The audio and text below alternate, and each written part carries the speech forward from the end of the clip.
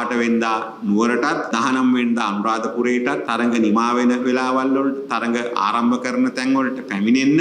නව රෙක්සෝනා sports defence 72 hours order protection සමගින් පිරිමින් සදාමයි.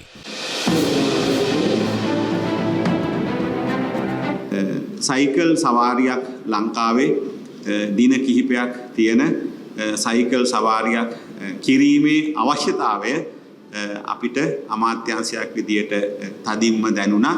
ඉතින් ඒක නිසා තමයි අපි මේ රේස් එක තියන්න තීරණය කරන්නේ. ඒකට අපි මේකට සම්බන්ධ කරගන්නවා අපි ලේක් හවුස් ආයතනයත් ඒ අයගේ මඟ පෙන්වීමත් උදව් උපකාරත් සහ තවත් ආයතන කිහිපයකුත්. එතකොට මේ සයිකල් සවාරිය අපි නම් කරලා තියෙන්නේ ලංකා රයිඩ් කියලා. මේක තමයි අපේ බ්‍රෑන්ඩ් එක. ලංකා රයිඩ් කියන බ්‍රෑන්ඩ් එකෙන් තමයි අපි මේ සයිකල් සවාරිය කරන්නේ. මේක දවස් 3ක සයිකල් සවාරියක්. මේක අපි පටන් ගන්නේ දෙසැම්බර් 18 වෙනිදා ලේක් හවුස් එක ළඟින් පටන් ගන්නවා.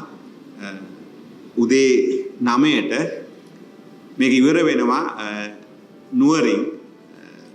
ඊට පස්සේ කිලෝමීටර් 106ක් විතර.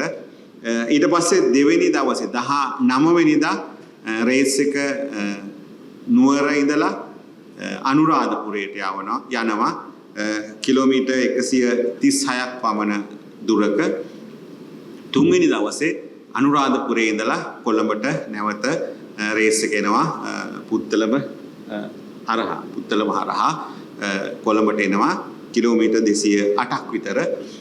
එකතුව කිලෝමීටර් 450ක දින 3ක සයිකල් තරඟයක් විදිහට තමයි මේක අපි සංවිධානය කරලා තියෙන්නේ.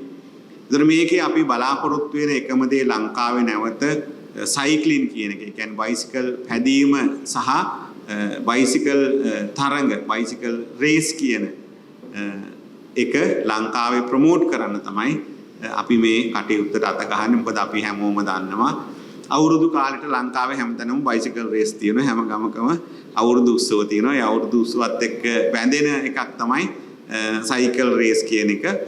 එතකොට මේක ලංකාවේ ක්‍රීඩා සංස්කෘතියේ තියෙන එහෙත් අර ඉදිරියට යන ජයග්‍රහණ දක්වා ගෙනියන ජාත්‍යන්තර තලයට ගෙනියන තරඟයක් බවට ක්‍රීඩාවක් බවට පත් වුණේ නැහැ. පහුගිය කාලේ මේ ක්‍රීඩාව ඇද වැටිලා තිබ්බේ. ඒක නිසා අපි දැන් නැවත මේක ඉදිරියට ගේන්න බලාපොරොත්තු වෙනවා. මොකද අපි දන්නවා ලංකාවේ සයිකල් රේස් වලින් ජාත්‍යන්තරය අපි ජයගත්තු අවස්ථාවල් තියෙනවා. විශේෂයෙන්ම දකුණු ආසියාතික තරඟ වලින් ආසියානු තරඟ වලින් අපි ජයග්‍රහණය කරලා තියෙනවා. ඒක නිසා අපිට මේ ජාත්‍යන්තර තරඟ ජයග්‍රහණය කිරීමේ විභවයක් තියෙනවා සයිකල් රේස් ඇතුලේ.